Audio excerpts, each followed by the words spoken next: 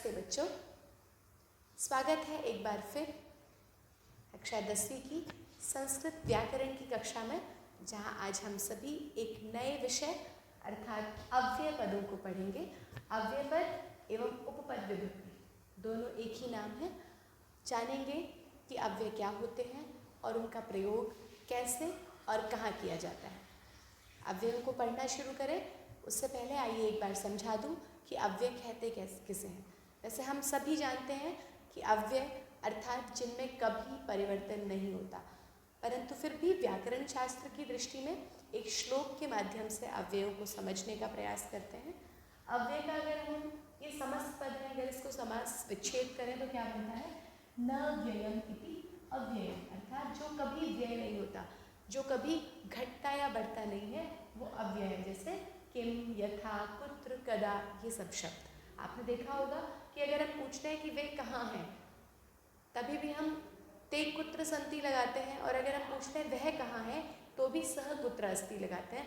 तो ये जो कुत्र शब्द है ये कभी भी किसी भी वचन में नहीं बदलता। अब इसको इस श्लोक के माध्यम से समझ लेते हैं। सदृशं त्रिषु लिंगेषु सर्वासु च विभक्तिषु वचनेषु च सर्वेषु यन्न व्येति तदव्ययम्। सदृशं त्रिषु लिंगेषु, त्रिषु लिंगेषु, इतना तो हम संस्कृत को जान ही चुके हैं कि हम विभक्ति इससे पहचान लेंगे। त्रिषु लिंगेषु में कौन सी विभक्ति हुई है? जी हाँ, सप्तमी का बहुवचन रामेषु। सदृशम त्रिषु लिंगेषु, तीनों लिंगों में सदृशम एक समान रहता है। च और सर्वासु विभक्तिषु, सभी विभक्तियों में भी समान रहता है। इस श्लोक से भी हम एक चीज सीखेंगे कि विशेषण विशेष्य में हमेशा सेम लिंग प्रयोग होता है। लिंग जो था वो पुल्लिंग का था या नपुंसक लिंग का था, इसलिए त्रिषु भी नपुंसक लिंग का आया। विभक्ति स्त्रीलिंग का शब्द था तो सर्वा शब्द का भी स्त्रीलिंग लगाया हमने, सर्वासु च विभक्तिषु। उसके बाद च और सर्वेषु वचनेषु, सभी वचनों में, अगेन नपुंसक लिंग है, सभी वचनों में भी, ये सब सप्तमी के बहुवचन है। यन न व्येति, यह न व्येति, जो कभी घटता नहीं है, तद अव्ययम, वह अव्यय है। अब जानेंगे कि अव्यय कैसे कैसे होते हैं, कौन कौन से शब्द जो है वो अव्ययों में माने जाते हैं। तो सबसे पहले तो मैंने बता दिया जो कभी भी जिनमें कोई परिवर्तन नहीं आता, जैसे किम, यथा, कुत्र और कदा। उसके बाद त्वा, तुमुन, ल्यप और तसिल, ये चार प्रत्यय जिन शब्दों के साथ जुड़ जाते हैं वो शब्द भी अव्यय कहलाते हैं, क्योंकि ये शब्द, ये प्रत्यय अव्यय हैं। इनका कोई भी रूप नहीं चलता। बाकी कुछ प्रत्ययों के जैसे रूप और वचन के हिसाब से, वचन और लिंग के हिसाब से उनमें परिवर्तन आता है, बट इन चार प्रत्ययों में कभी भी परिवर्तन नहीं आता। इसलिए जिन शब्दों के साथ ये प्रत्यय लग जाते हैं वो शब्द उस समय के लिए अव्यय कहलाते हैं। जैसे त्वा लगा के हमने पठित्वा बनाया, तो वे पढ़कर जाती हैं तो भी ते पठित्वा गच्छन्ति, और वह पढ़कर जाता है तो भी सह पठित्वा गच्छति। ना लिंग के कारण चेंज हुआ, ना वचन के कारण चेंज हुआ पठित्वा शब्द। ऐसे ही तुमुन का है पठितुम, पढ़ने के लिए। ल्यप प्रत्यय का है संपठ्य। ल्यप प्रत्यय जहाँ भी होगा, मैं आपको कई वीडियोस में बता चुकी हूँ, वहाँ पर उपसर्ग पूर्वक होता है। ल्यप प्रत्यय हमेशा उपसर्ग पूर्वक होता है। तो सम प्लस पठ प्लस ल्यप, तो संपठ्य। और तसिल प्रत्यय जिसका कि तह शेष रहता है, तो ये बन गया सर्वतः। सर्वतः, परतः, अभितः, ये सभी शब्द जो हैं इनके साथ द्वितीय विभक्ति प्रयोग होती है। ये सब उपपद विभक्ति या अव्यय का एक उदाहरण है। सर्वतः अर्थात सभी ओर, परतः मतलब भी सभी ओर, उभयतः मतलब दोनों ओर। तो इस प्रकार ये जितने भी शब्द हैं ये सब अव्यय शब्द कहलाते हैं। उसके बाद आता है अव्ययी भाव समास।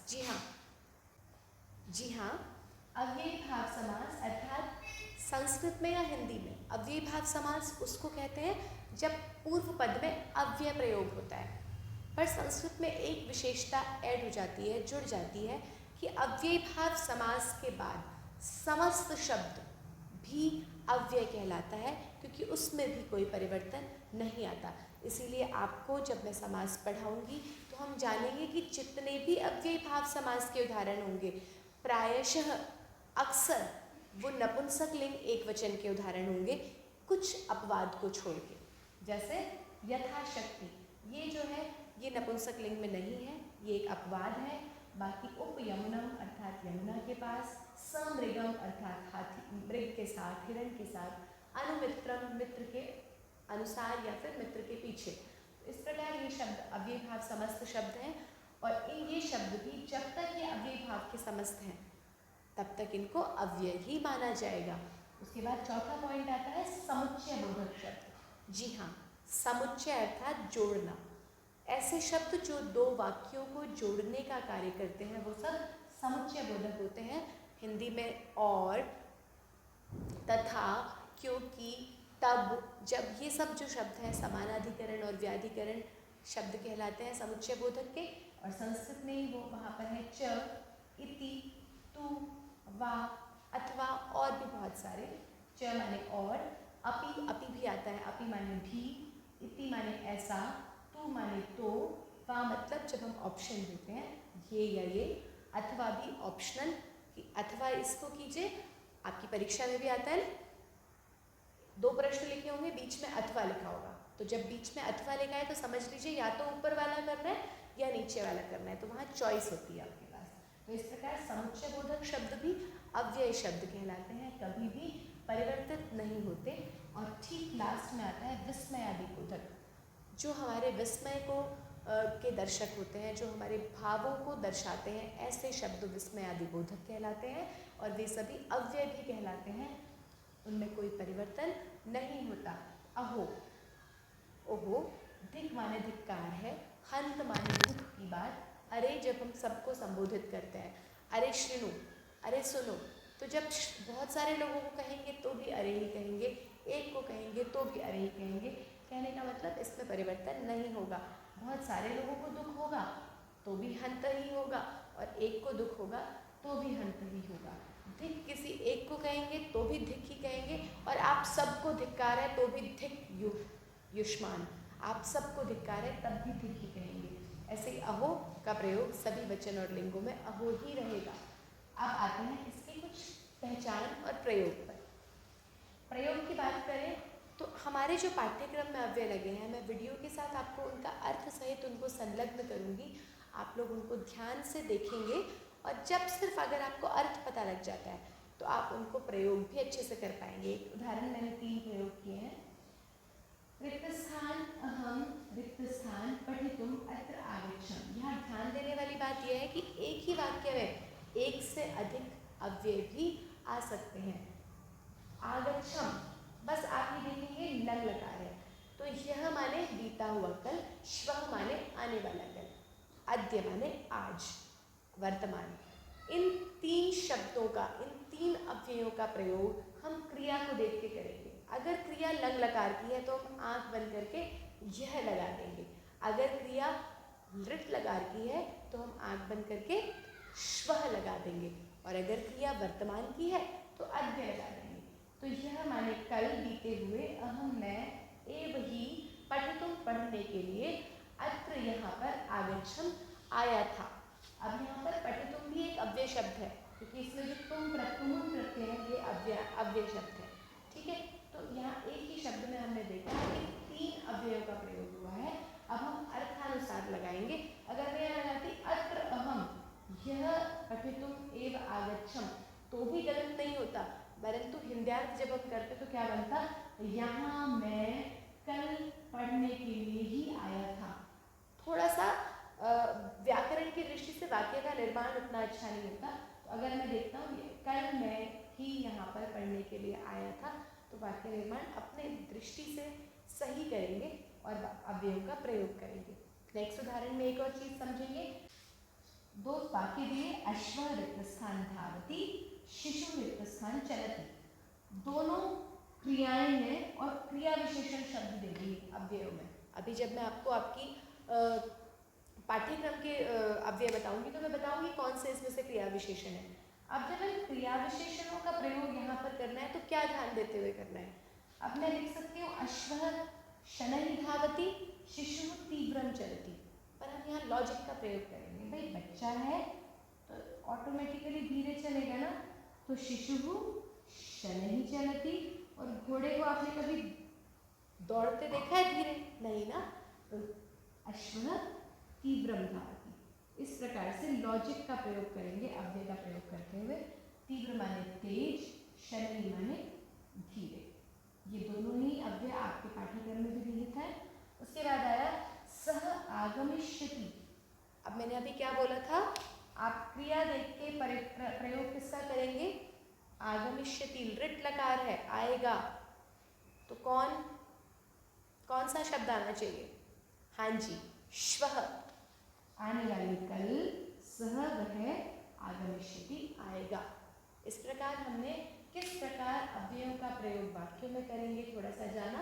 अब हम पाठ्यक्रम के अंतर्गत जो अव्यय लगे हैं उनका अर्थ जानेंगे और उनके प्रयोग की विधि अभ्यास से जान लेंगे। बच्चों, कुछ अव्यय पदों पर नज़र डाल लेते हैं। यूँ तो 400 से अधिक अव्यय शब्द संस्कृत व्याकरण एवं निरुक्त आदि ग्रंथों में पाए जाते हैं, लेकिन यहाँ हम सिर्फ उन अव्ययों की बात करेंगे जो या तो हमें वाक्य निर्माण में प्रयोग में काम आएंगे या फिर इनमें से ही कुछ हमारे पाठ्यक्रम में निहित है। तो आइए ध्यान दे लेते हैं। अपि अर्थात भी, चय अर्थात और, एक का अर्थ है ही। अब ये तीनों ही समुच्चय बोधक शब्द हैं। जब दो वाक्यों को जोड़ना हो या दो बातों को जोड़ना हो तो हम इनका प्रयोग करते हैं। इव अर्थात की तरह, किसी की किसी की कंपेयर करनी हो ना कि तुम्हारा मुख चांद के समान है, तो तव मुखम चंद्रमिव, चंद्र प्लस इव, चंद्र के समान है। ठीक है। अत्र अर्थात यहाँ, तत्र माने वहाँ, यहाँ वहाँ, दोनों साथ में प्रयोग हो जाते हैं अक्सर। यत्र तत्र, अब जो मैंने साथ लिखे हैं वो तो साथ में ही होते हैं, कहते हैं ना, यत्र योगेश्वरः कृष्णो तत्र पार्थो धनुर्धरः, जहाँ योगेश्वर कृष्ण है वहीं पार्थ धनुर्धर है। तो आप शास्त्रों में सभी जगह इन अव्यय पदों का प्रयोग देखेंगे। और हम भी क्यों चूके, अगर हमारे पूर्वजों ने, ऋषियों मुनियों ने इनका प्रयोग करके अपनी संस्कृत को, अपनी भाषा की समृद्धि को दिखाया है, तो हम भी वाक्य निर्माण में इनका प्रयोग, प्रश्न निर्माण में, वाक्य निर्माण में, चित्र वर्णन में अवश्य करेंगे। यत्र तत्र, जहाँ वहाँ, जहाँ यत्र का अर्थ है तत्र माने वहाँ। ठीक है। कुत्र अर्थात कहाँ, प्रश्न निर्माण में बहुत काम आने वाला है ये। कुतः, कहाँ से। अगर प्रश्न में हमें पूछना हो कि तुम कहाँ रहते हो तो आएगा हम कुत्र बससि, और अगर आता है तुम कहाँ से आए हो तो कुत्र नहीं आएगा, क्या आएगा, कुतः।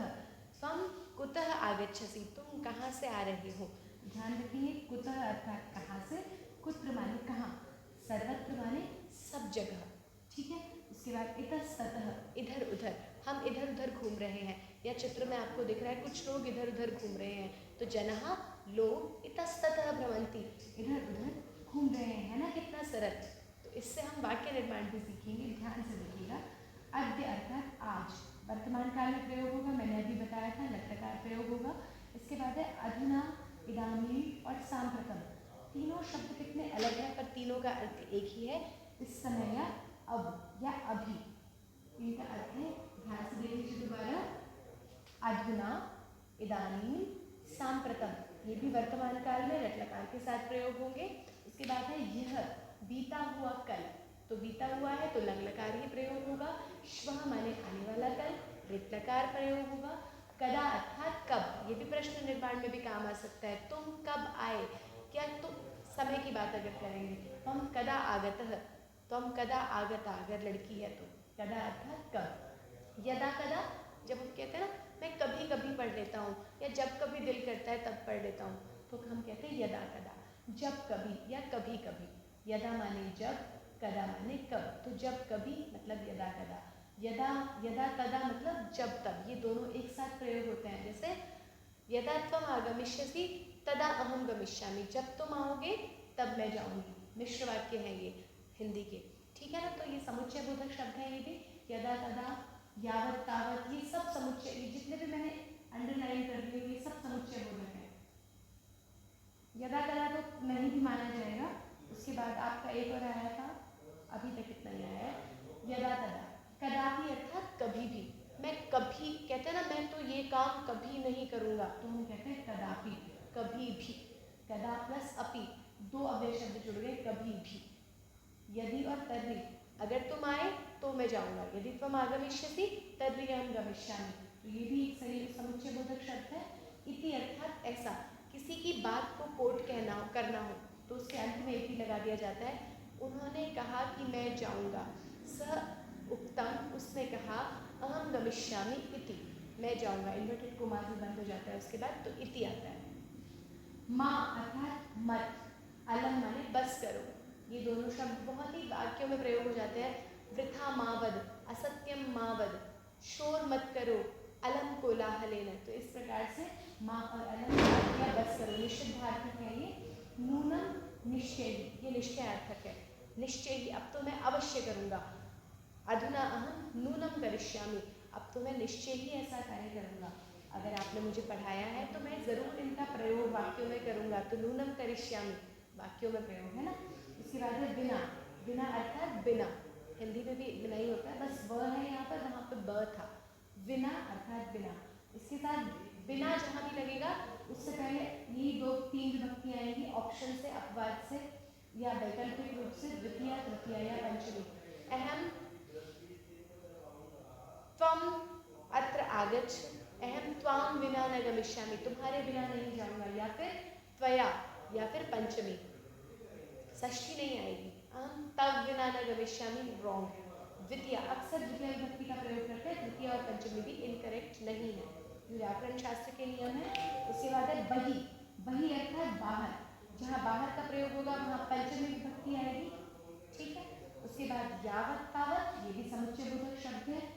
जब तक तब तक, जब तक तुम आओगे तब तक मैं खाना बना लूँगी। यावत त्वम आगमिष्यसि तावत अहम भोजनम पकिष्यामि, भोजन पका लूँगी। उसके बाद उच्च ही, जोर से, अब ये एक क्रिया विशेषण है, जब भी किसी क्रिया की बात करेंगे वह रोती है, कैसे रोती है, उच्च ही रोती, ठीक है।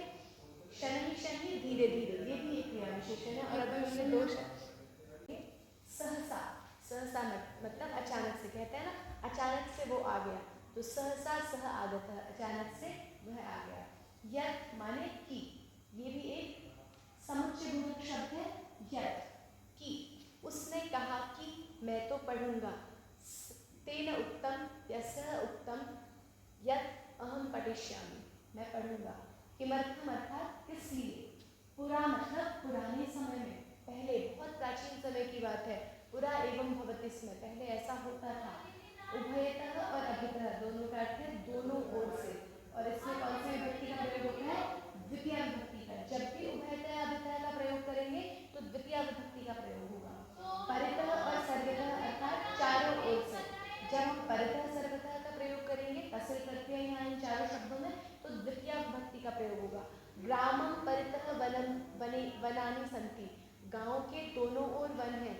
मम सर्वतः, मम नहीं आएगा, कौन सी विभक्ति आएगी, द्वितीय विभक्ति आएगी। ईश्वरः सर्वतः अस्ति, नहीं, ईश्वरम सर्वतः अस्ति, यहाँ पर ये भी गलत है। क्या, जो जिस चीज़ को, जिस चीज़ के चारों तरफ है वहाँ पर द्वितीय विभक्ति आएगी। जैसे मैंने कहा ग्रामम अपितः वनम अस्ति, और ऐसे ही हमने सर्वतः अगर कहना है तो ईश्वर सृष्टि के कण में है, तो हम कहेंगे ईश्वरः संसारम सर्वतः अस्ति, संसार में सभी जगह है।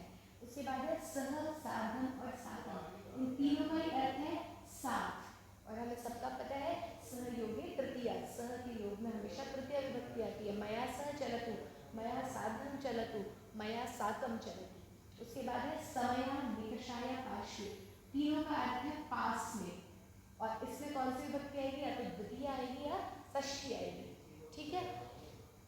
ग्रामम समया एकः वनमस्ति, गाँव के पास एक वन है।